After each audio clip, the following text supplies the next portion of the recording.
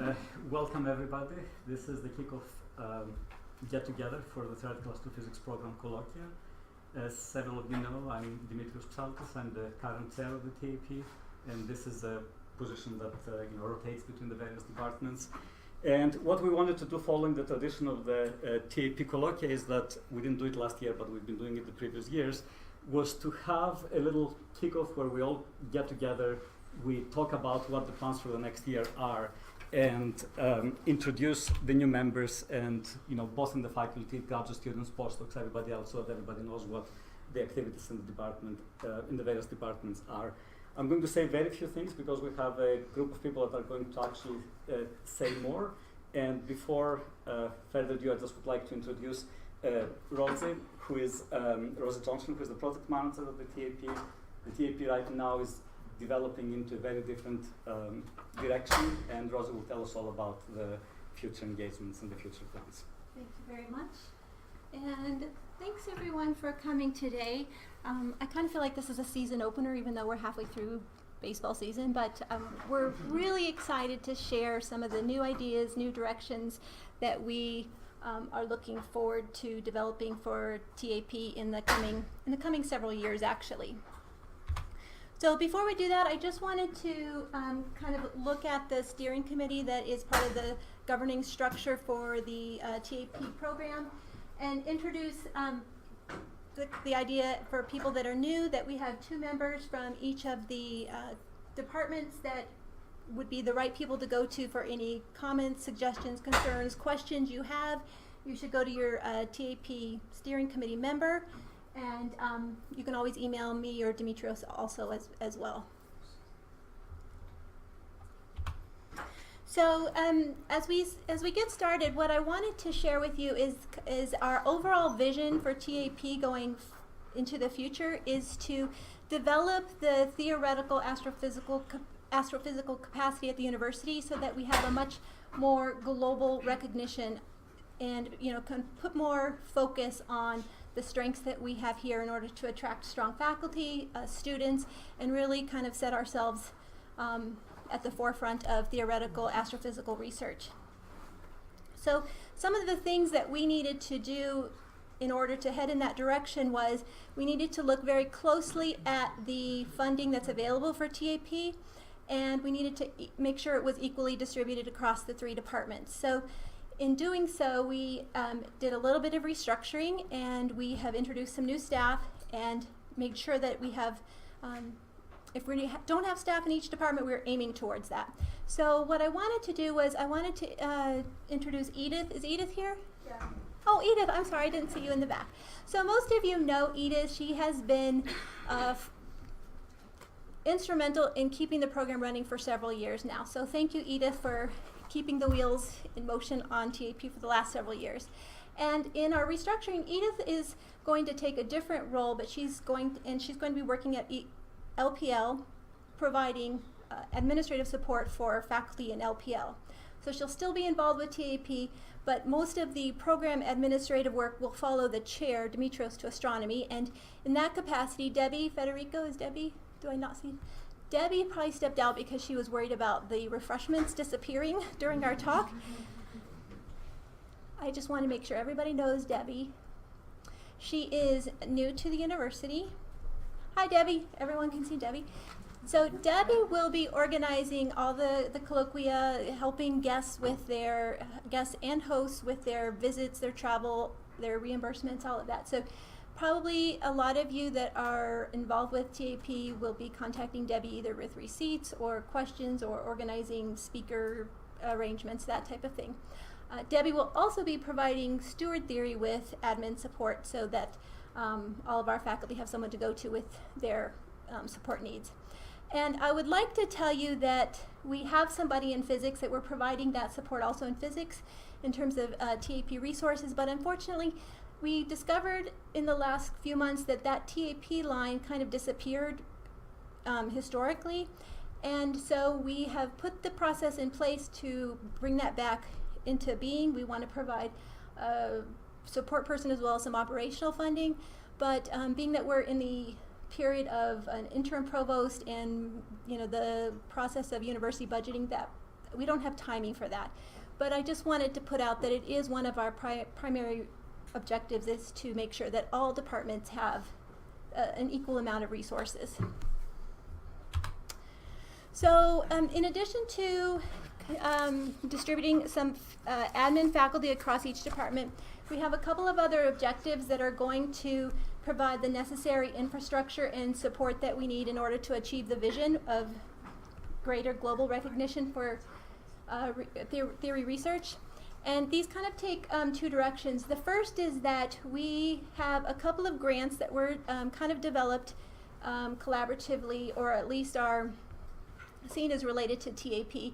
And those grants, fortunately due to department heads' agreement, those are providing indirect cost into TAP. So what that means is that some of the indirect funds that are generated from those grants a portion of those will be funneled into TAP to provide resources and support for things that the state funds can't pay for. And what we look to happen is we will be working in the next several months, maybe even a couple years, to develop some significant grants to develop computational research, both faculty funding, grad student funding, and resources in terms of computer architecture, that type of thing. And we hope to see those grants also have indirect cost agreements that will funnel funds into TAP going forward.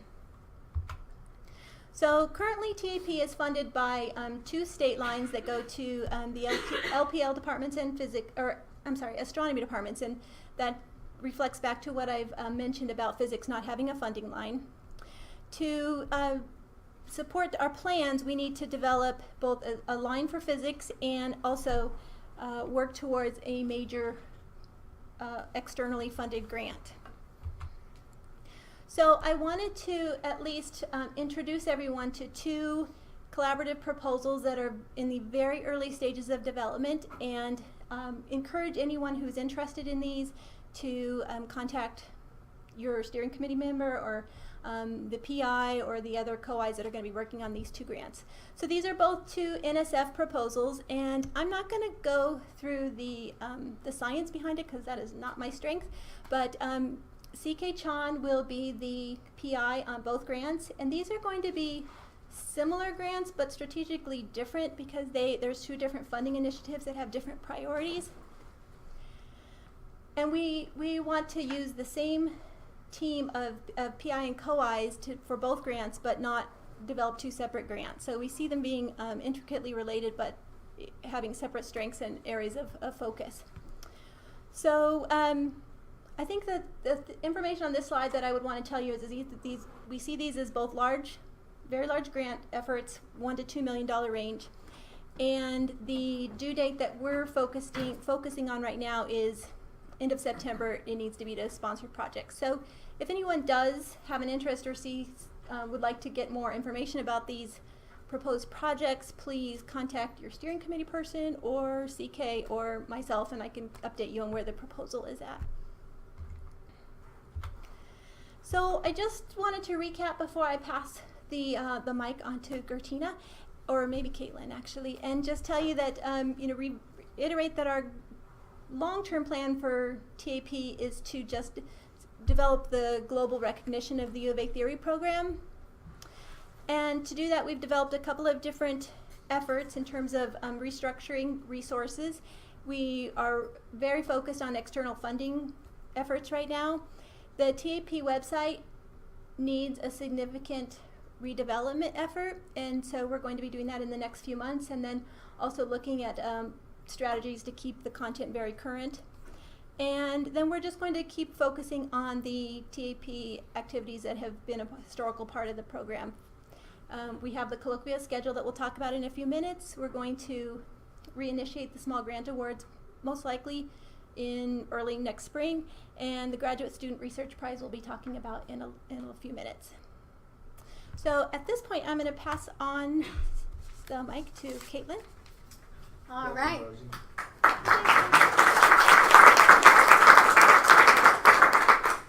All right, so we have a great fall TAP colloquium schedule I think as usual, I don't think I need to say much. This is always usually pretty well attended. But just to give you a quick preview of what we have, we're going to be starting out with Gia Liu, who's a postdoc at Princeton, and she'll be talking about some work she's done related to neutrino feedback in cosmological simulations. Konstantin Batygin is a planetary scientist who will be visiting on October 1st, and I don't know exactly what topic he'll be talking about, something related to planet formation, maybe Planet 9, we'll have to wait and see.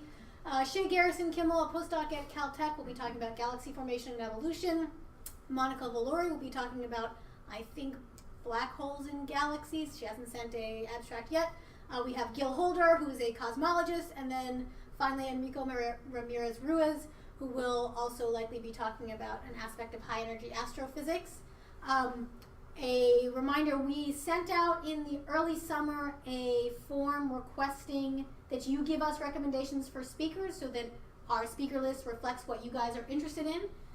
Many people may not have received that because you weren't on the TAP list. So if you didn't receive that email, please email Debbie Federico and she will get you on the TAP list. And keep an eye out for another email requesting speaker suggestions sometime in the next month or so. It's just an easy Google form. You can fill that out, and then we'll be able to make up the schedule for the coming semester. So we've got a great program on tap. We also have changed the time a little bit for this coming fall. We've shifted back to 3:45 as a start as opposed to 4 p.m. We're trying to make things a little bit more accessible for people who may need to leave early for childcare and things like that. We are still working to maybe push it back earlier. We're still working things out, I think, with maybe LPL faculty meetings. So stay tuned. We may be pushing things back a little bit more again to get away from that 5 p.m. deadline. All right. And I think, Regina, you're up next. Yes. Cool. Thank you. Right, so really happy to announce that we're going to be reinstating the Graduate Student Research Prize. So what this is for a prize for a current graduate student or one that has graduated within the past year who has submitted a paper for publication within the past 2 years, so 2017, 2018. And this is a prize, will be $500, and you also get to give a colloquium sometime in the spring semester. So the deadline is going to be January 15th. And we're going to have more details about this up on the TAP website. So here are some details, but we'll talk a lot more about this. And I think it's going to be a great opportunity to give a talk and really present your work to our large community here. And who's up next?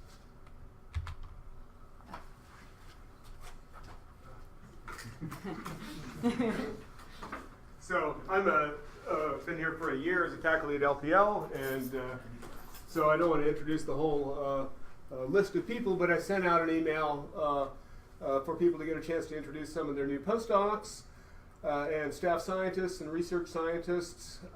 And so I guess I could go through and just, if you're in here, just stand up and wave. Travis, there's Travis, and then Renu Malhotra, and you can read their specialty here. Lon Hood works on a lot of plasma physics in the moon.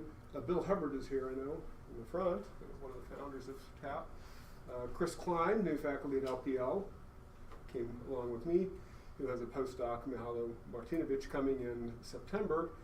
Myself, I have 2 postdocs. Alexander is more astrophysics than Stephen, but Stephen got his PhD in neutron star seismology, actually, but is now doing asteroids. Adam Showman, there's Adam. Isamu Matsuyama, I think he's in California still. Joe Giacalone has a spacecraft on its way to the sun. Yeah, it's all mine. Joseph Koda. Randy Jacopi, there's Randy, and Tommy Koskinen. Tommy Koskinen. And so I'm looking forward to mixing it up with you all here at TAP. And if you have any interest in working with any of us or our postdocs, just find us on the LPL website. Thank you.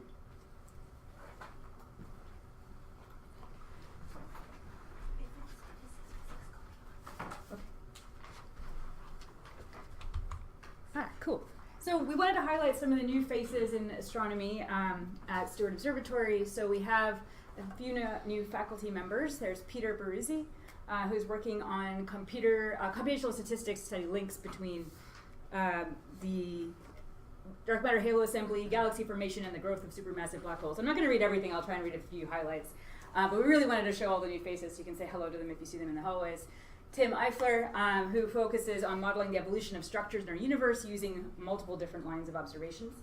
And then we have Elizabeth Krause, who also works on this intersection between theoretical and observational cosmology. And Vasilis Paskalidis. Vasilis is here. Hello. And actually, I didn't see if Peter or... Oh, Peter's here. There you go. And is Tim here too? I know Elizabeth's out of town. All right, great. So Vasilis is working on, originally he says, I don't have one area of research. So he has many areas of research related to gravitational physics. And we also have new postdoc with us, Pierre Christian. Is Pierre here by any chance? So Pierre's joining our theory group as a Steward Theory Fellow, and he's interested in interactions of black holes and its environments. And we also have a number of new graduate students who are working with various new faculty. Gabriele Vazola, Jane Bright are both working with Vasilis. Is Jane around? There you are. Hi. Is Gabriele here? No. Okay. Katie Chamberlain is working with myself. Here's Katie. And then Haowen Zheng is working with Peter. I don't know if Haowen is here. There you are. Hello. So welcome to all of our new faces.